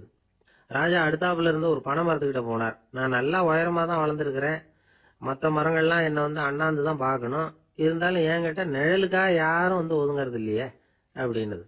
என்ன இது எல்லா மரமும் இப்படி திருப்தி இல்லாம இருந்துகிட்டு இருக்குதே அப்படின்னு நினைச்சுக்கிட்டே ராஜா அடுத்தபடியா அங்க இருந்த ஒரு பைன் மரத்துக்கிட்ட போனார். அழகா உயரமா பசுமையா தான் இருந்தது, ஆனா பழமோ பூவோ கிடையாது. அதை நினைச்சு அது வருத்தப்பட்டுக்கிட்டு இருக்குது. ஓக் மரம் அது ஒன்று நின்றுட்டு இருந்தது. அது என்ன சொல்லிச்சுன்னா, இலையுதிர் காலத்துல என் மேல இருக்கிற எல்லா இலைகளும் உதிர்ந்து போடுது, முடி கொட்டின மனிதர்கள் மாதிரி மொட்டையா நான் நிக்க வேண்டி இருக்குது, என்ன வாழ்க்கை இது அப்படின்னு சொல்லி அழுத்துக்கிட்டது. சரி புளிய மரம் என்ன சொல்லுது பாப்போம்னு அதுகிட்ட போனா, என்னுடைய நிழல்ல யாருமே தங்க மாட்டாங்க, உடம்புக்கு சூடுன்னு ஒதுங்கி போயிடுவாங்க, அடிமரத்தை பாத்தீங்கன்னா பட்டையெல்லாம் உறிஞ்சி பாக்குறதுக்கே கேவலமா இருப்பேன் அப்படின்னுது அது. முருங்கை மரம் என்ன சொல்லிச்சு தெரியுமா, என்னுடைய இலை காயெல்லாம் சாப்பிட்றவங்களுக்கு சத்து கொடுக்கறது வாசம் தான், ஆனா என் உடம்புல சத்தே கிடையாது, கொஞ்சம் வேகமா காத்து அடிச்சதுன்னா முறிஞ்சு விழுந்துடுறேன், என்ன வாழ்க்கை இது அப்படின்னு சொல்லி அது வருத்தப்பட்டது. ராஜா யோசனை பண்ணார், என்ன இது மரங்கள் பூமியின் வரங்கள்னு சொல்றோம், மழை பெய்யறதுக்கு அதுதான் காரணம், பூமி செழிப்பா இருக்கிறதுக்கும் அதுதான் காரணம், வீடு கட்டுறதுக்கு மரம், நாற்காலி செய்ய உபயோகப்படுத்துறதுக்கும் அதுதான் உபயோகப்படுது, மனுஷனுக்கு வேண்டிய ஆகாரங்களையும் கொடுக்குது, இப்படிலாம் இருந்தும் எல்லா மரமும் நிம்மதி இல்லாம இருந்துகிட்டு இருக்குதே அப்படின்னு நினைச்சார். அப்போ அங்க இருந்த ஒரு மகிழ மரம் அவர் கண்ணுல பட்டது. அந்த மரம் மட்டும் கொஞ்சம் நிம்மதியா மகிழ்ச்சியா இருக்கிறது மாதிரி தெரிஞ்சுது. உடனே ராஜா அதுகிட்ட போனார். உனக்கு மனசுல எதுவும் குறை இல்லையான்னு கேட்டார். இல்ல நான் சந்தோஷமா தான் இருக்கேன்னு அந்த மகிழ மரம். அப்படியான்னு ஆச்சரியமா கேட்டார் ராஜா. ஆமா மன்னா, இந்த இடத்துல நீங்க ஒரு முருங்கை மரத்தையோ வேப்ப மரத்தையோ கூட நட்டிருக்கலாம், ஆனா இந்த இடத்துல நடுறதுக்கு என்ன தேர்ந்தெடுத்திருக்கிறீங்க, அதுவே எனக்கு பெருமை, அதுவே எனக்கு திருப்தி அப்படின்னு தான் மகிழ மரம். மகிழ மரம் சாதாரணமா தான் இருக்கும், இளம் மஞ்சள் நிறத்துல பூக்கள், அது காய்ந்தும் மனம் வீசும். மகிழ மரம் மாதிரி மன திருப்தியோட வாழறதுக்கு நாம கத்துக்கணுமா. நாம இந்த உலகத்துல ஒரு நாயாவோ நரியாவோ கூட பிறந்திருக்கலாம், மனுஷனா பிறந்திருக்கிறோம், அதுவே பெருமை தானே. இந்த நிறைவு தான் மகிழ்ச்சியின் ரகசியம். ஒரு பையன் அப்பா கிட்ட போய், அப்பா நீங்க இந்த உலகத்துல ஒரு மனுஷனா பிறந்தது என்னோட அதிர்ஷ்டம் நானா. ஏண்டா அப்படி சொல்றேன்னு இருக்காரு அப்பா. நீங்க ஒரு கரடியா பிறந்திருந்தா இந்நேரம் நானும் ஒரு கரடி குட்டியா தானே இருந்திருப்பேன் அப்படின்னு நானா பையன். ராமகிருஷ்ணர் வாழ்ந்த காலத்துல நடந்த ஒரு நிகழ்ச்சி இது. அப்போ ஒரு ஓவியர் இருந்தாராம். அவருக்கு ஒரு ஆசை, ராமகிருஷ்ணர் படத்தை வரையணும், அதை அவர்கிட்டயே கொண்டுட்டு போய் காட்டி அபிப்பிராயம் கேட்கணும். இதுதான் அந்த ஓவியரின் ஆசை. உடனே ராமகிருஷ்ணர் படத்தை வரைஞ்சி முடிச்சார். அதை எடுத்துக்கிட்டு போனார். இவர் போன சமயம் அங்க ராமகிருஷ்ணர் சீடர்களோட உட்கார்ந்து இருக்கிறார். விவேகானந்தர் அங்க இருக்கிறார். இந்த ஓவியர் கொண்டுகிட்டு போய் தான் வரைந்த ஓவியத்தை அவர்கிட்ட காட்டினார். ராமகிருஷ்ண பரமஹம்சரின் ஓவியத்தை ராமகிருஷ்ணர்கிட்டயே காட்டுறார். ராமகிருஷ்ணர் என்ன பண்ணார் தெரியுமா, அந்த படத்தை பார்த்தார். உடனே அது காலை தொட்டார். குருதேவருடைய இந்த செயல் சீடர்களுக்கு ரொம்ப வியப்பை உண்டு பண்ணிச்சு. சில பேர் மனசுக்குள்ளேயே ரொம்ப குழம்பி போக ஆரம்பிச்சுட்டாங்க, என்ன இப்படி பண்றாருன்னு. என்ன இது, இது அவரோட படம், அவரே அவரோட படத்தின் காலை தொடுறார், அப்படின்னு யோசிச்சாங்க. சில பேர் ஒன்றும் புரியாம ஒருத்தர் பார்த்து சிரிச்சுக்கிட்டாங்க. அந்த இடத்துல சீடர்கள் மட்டும் இல்ல, சீடர் அல்லாத பல பேர் இருந்தாங்க. தன்னுடைய காலை தானே தொடர இவருடைய செயல் பற்றி என்ன நினைக்கிறது அப்படின்னு அவங்களும் குழம்பி போய் நிக்கிறாங்க. அந்த படத்தை வரைஞ்சி அவர்கிட்ட காட்டின அந்த ஓவியருக்கும் அதிர்ச்சி. இருந்தாலும் அவர் சீடர் கிடையாது. அதனால கொஞ்சம் துணிச்சலை வர வச்சுக்கிட்டு கேட்டார், என்னங்க இது, என்னால என்னுடைய கண்களையே நம்ப முடியல. இது உங்க சொந்த உருவப்படம், நீங்க உங்க சொந்த கால்களையே தொடறீங்க, இது எங்களுக்கு கொஞ்சம் சங்கடமா இருக்குதே அப்படின்னார். ராமகிருஷ்ணரின் கண்கள்ல ஆனந்த கண்ணீர் வழிஞ்சுதான். அவர் சொன்னாராம், இது என்னோட படம்ங்கிறது எனக்கு தெரியும், ஆனா இது என்னோட படம்ங்கிறதுனால நான் இதோட காலை தொடல. நீ என்னுடைய சமாதி நிலைய இந்த படத்துல படம் பிடிச்சு காட்டியிருக்கிற, அதனால அதோட காலை தொடறேன். சமாதி நிலையில யார் இருந்தாலும், அது என்னுடைய படமா இருந்தாலும் சரி அல்லது வேற யாருடைய படமா இருந்தாலும் சரி, படம் யாருதுங்கிறது முக்கியம் இல்ல. இதுல எது முக்கியம்னா அது தன்னை உணர்ந்த ஒரு உணர்நிலையின் படம். அப்படி இருக்கிறப்போ அதோட காலை நான் தொடணும். அதுக்கு நீங்க எல்லாரும் ஏன் சங்கடப்படுறீங்கன்னு எனக்கு தெரியல அப்படின்னாராம். இப்பதான் அங்க இருந்த சீடர்களுக்கும் மற்றவங்களுக்கும் விவரம் புரிஞ்சுதான். இதுக்கு முன்னாடி யாரும் செய்யாததை இவர் செஞ்சிருக்கிறார், ஆனா அவருடைய காரணம் ரொம்ப நியாயமானது அப்படிங்கறத உணர்ந்தாங்களாம். இதுவரைக்கும் ஆன்மீகத்துல சமாதி நிலை, அதாவது தன்னை உணர்ந்த நிலை பற்றி புரிஞ்சுக்கிட்டோம். இல்லறத்துல ஏற்படக்கூடிய சமாதி நிலை பற்றி உங்களுக்கு தெரியுமா? ஒரு அம்மா டாக்டர் கிட்ட வந்து சொன்னாங்களாம், டாக்டர், என் வீட்டுக்காரருக்கு உடம்புல ஏதோ கோளாறுன்னு நினைக்கிறேன், நான் எவ்வளவு நேரம் பேசினாலும் காதல விழாத மாதிரி உட்கார்ந்துருக்கிறார் அப்படின்னாங்களாம். அதுக்கு அந்த டாக்டர் சொன்னாராம், அம்மா அது உடம்பு கோளாறு இல்ல, அது ஒரு பெரிய திறமை அப்படின்னாராம். தேசத்து மேலையும் தாய்மொழி பேர்லயும் செலுத்துற அன்புக்கு அபிமானம்னு பேர், தேசாபிமானம்னு சொல்றமே இதுதான். ஒரு கணவன் மனைவி பேர்ல காட்டுற அன்புக்கு காதல்னு பேரு, கடவுள் பேர்ல செலுத்துற அன்புக்கு பக்தின்னு பேரு. இப்படி அன்புல பல ரகம் இருக்கிறப்போ அதுல உள்ள வித்தியாசம் தெரியாம இடம் மாத்தி அன்பு காட்டினா இடைஞ்சல் தான். சரி, இந்த அன்பை பத்தி விஞ்ஞானம் என்ன சொல்லுது தெரியுமா? இதயத்தை பாதுகாக்கிறதுக்கு முக்கியமா தேவைப்படுற ஒண்ணு இந்த அன்புதான்னு சொல்லுது. நெதர்லாந்து விஞ்ஞானிகள் இது ஆராய்ச்சி பண்ணியே கண்டுபிடிச்சிருக்கிறாங்க. கொஞ்சம் முயல் குட்டிகளை 2 குரூப்பா பிரிச்சாங்க. 2 குரூப்புக்கும் கொழுப்பு அதிகமா உள்ள ஆகாரத்தையே கொடுத்துட்டு வந்தாங்க. ஆனா ஒரு குரூப்புக்கு வெறுமன ஆகாரத்தை கொடுத்ததோட சரி, இன்னொரு குரூப் முயல்களுக்கு ஆகாரம் கொடுத்ததோட நிறுத்திக்கல.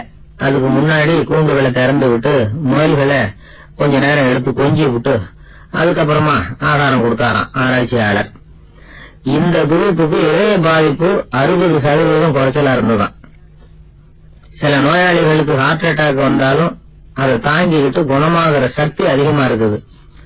இது எப்படின்னு ஆராய்ச்சி பண்ணி பார்த்திருக்கிறாங்க.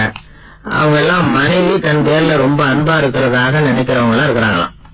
இதய நோயாளிகள் பல பேரை சந்திச்சு இதய நோய் ஏற்பட என்ன காரணம்னு கேட்டிருக்கிறாங்க. அவங்க சொன்ன காரணம்லாம் சாப்பாடு சம்பந்தமா இல்லையா, மனைவி அன்பா இல்ல, இப்படிப்பட்ட காரணத்தை தான் சொல்றாங்களாம். அதனால இதயத்தை பாதுகாக்கணும்னு நினைக்கிறவங்க அடுத்தவங்க அன்பா இருக்கிறது மாதிரி பாத்துக்கோங்க, அதுதான் முக்கியம். ஒருத்தர் முகம் பூரா பிளாஸ்டரி போட்டுட்டு வந்தார், ரொம்ப கோபமா. என்னங்க ஆச்சுன்னு விசாரிச்சேன். எல்லாம் உங்களாலதான் சார்னார். விவரமா சொல்லுங்களேன்னு. உங்க தகவலை கேட்டுட்டு ஒரு பூனைக்குட்டிய கையில எடுத்தேன், அன்பா அதை தடவி கொடுக்கறதுக்காக. ஆனா அது முந்திக்கிட்டது, அது என் முகத்தை தடவி கொடுத்துட்டது, முகம் பூரா நகை கீறல், அதுதான் இப்படி அப்படின்னார். ஒரு நண்பர் வந்தார், ரொம்ப இறுக்கமா உடை அணிஞ்சிருந்தார். அதாவது ஆடைக்குள்ள அவர் மாட்டிக்கிட்டு இருந்தது மாதிரி தெரிஞ்சது. ஏன் துணி குறைச்சலா எடுத்துட்டீங்களா அப்படின்னு கேட்டோம்.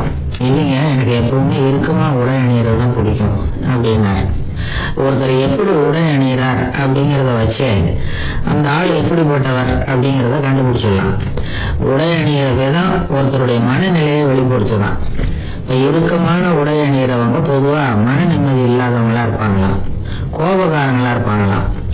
ரொம்ப தொலைதொலைப்பா ஆடை அணிகிறவங்க இருக்கிறாங்கல்ல, அவங்க எல்லாம் அமைதியான ஆளா இருப்பாங்களாம், சாந்தமா இருப்பாங்களாம்.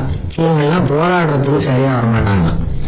இப்படி ஒரு கணிப்பு இருக்குது. அதனாலதான் போர் வீரர்களுக்கு எல்லாம் இறுக்கமான உடையை தான் கொடுக்கறது வழக்கம். ஆனா சன்னியாசிகளை பாருங்க, அவங்களுக்கு எல்லாம் ரொம்ப தொலை உடைகள் தான். அவங்க எல்லாம் டைட் பேண்ட் போட்டுட்டு நிக்க மாட்டாங்க சன்னியாசிகள்லாம்.